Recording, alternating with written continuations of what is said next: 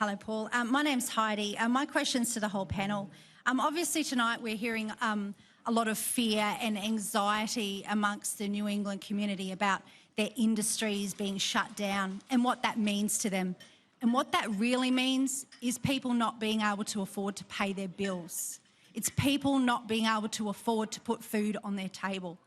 Now, it gets quite emotional for a lot of us here on the New England. You were talking about the passion before, but it's a serious issue. So it actually bothers me that we have candidates here tonight that they've only heard about this twice. That's really quite concerning. That's my first point. My second point is, you start to shut down those industries, where are people going to work? So my question to the panel is, how would you, in the hallways of Canberra, and who would you go to say, right, we need to bring these government departments out into the New England because these people now have no jobs? Okay. So where would you start? All right, Tony, let's start with you. There's a few different things in there. You can take it from jobs to the area, or you can get to cost of living, whatever you, I suppose, whichever way you want to interpret it. But Tony, we'll start with you, and then we'll come up the table. I don't have a problem with decentralisation. Government departments, state government departments have moved to Orange. I think there was some issue with forcing... sometimes you have expertise that doesn't want to move. But the gun registries in Murwillumbah, you know, and that's all those moving government departments to regional areas obviously helps decentralisation and helps people in country areas can do those jobs as well as people in the cities. Maybe if you don't mind me sharpening to pick one for everyone, which is about people being able to pay their bills. How do you change that in the next bills? 3 years? All bills. Well, I mean, power bills. Okay. Power bills have gone up a lot in the last few years. There's been inquiries into this. One, it was by the too much money being put in the so-called gold plating of the grid. That was the number one thing that did it. Then we've got this uncertainty in Canberra about what's going to happen with energy policy. So no one's prepared to put money in and invest in new generation capacity because no one knows where they stand with it. So we've had the coalition just stuck on, no, we're going to build coal-fired power stations, we're going to stick with 18th century, 19th century technology and not move on to a renewable grid, which everybody knows is popular. It's also cheaper. All right, Cindy? Yeah, as far as the power bills go, we have to get away from privatisation. We've got to get it back under government control. Like, everyone says free trade, great, all that. And whilst I understand... Sorry, feel free to keep it. Just, fellas, if you want to keep the yak, you can go out or listen to the people actually talking. Go for it. Privatisation, while I understand why they go free trade, hey, all that, it was much more controlled. The prices were much more controlled when it was government-owned. They're our utilities, not someone who's got the highest bid. Yeah, but to the general person on the New England, that's all, you know, wobbly-tobbly talk. Can I just say that?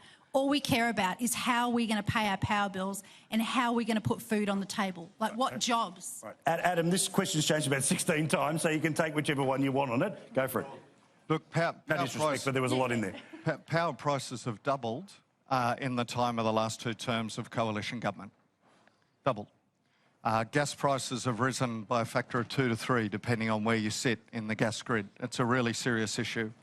The lowest cost for new power is now renewable. That's unequivocal. But that's new. That's not existing. And existing power, these are great big machines. They wear out over time. And we have a number of power stations that are wearing out and need to be replaced. So we'll see a transition to renewables in that regard. But that doesn't solve the affordability picture. The missing piece in Australia that other major economies have done, that Australia hasn't, is energy efficiency. That's upgrading the efficiency of our built environment, our homes, buildings like this, and every item that uses energy. Combining those two together will bring power prices down. Yvonne? This, to me, it's all about paying our bills, and it's one of the reasons why I actually wanted to stand up for politics, because that's economics 101. We can talk about all sorts of mythical economics out there, but it is really all about us being able to pay our bills. There are issues like power prices, and people sort of say, it's too expensive. So Labour will, it's two-tiered. It's what we need to do immediately, because it's all very well to sort of say what we're going to be doing in 10 years' time or even 5 years' time. At the moment, you need to pay your bills. So one issue is that there is so much confusion. The standard prices all over the place. By regulating that all these private companies have one set standard price, there's already one place where you can look at minimizing. But on jobs, because it is also about jobs to be able to pay your bills, it's bringing back services that have been drastically cut. No one wants to come and set up a business in any of our regional centres if we do not have good hospital services, if we do not have good educational services. And that also brings people into our region.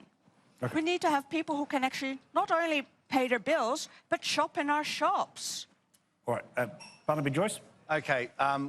There is about 124,000 families now who, when the kids go home, they cannot turn on the television because there is no power in the house. They have no fridge because there is no power. They have no washing machine because there is no power. They have no electric heater, electric air conditioner or electric stove. And I believe this is completely and utterly wrong, that this is happening to these people, and they should be at the forefront of any decision-making process. Australia used to have the cheapest power in the world. We now have the dearest power in the world. And the more and more free power we seem to get, the dearer the power bill seems to go. We should be having divestiture powers that have the capacity to break up oligopoly or monopoly positions in the power market.